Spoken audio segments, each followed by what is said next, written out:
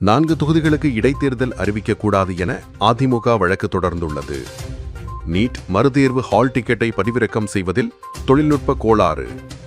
மகளிர் நலத்திட்டம் முதல்வர் ஆலோசனை. தலைமை காவலருக்கு நிதியுதவி அறிவித்த முதல்வர். ஆகாஷ் உடலை பெற நீதிமன்றம் உத்தரவு. 7 கோல்கள் அடித்து மிரட்டிய ஜெர்மனி. நெதர்லாந்தை தடுத்த ஜப்பான். கடைசி நிமிடத்தில் வென்ற ஐவரி கோஸ்ட். 5 கோல்களால் மிரட்டிய ஸ்வீடன். உடனுக்குடன் செய்தியை தெரிந்து கொள்ள ஸ்கை நியூஸ் சேனல் பாருங்கள்.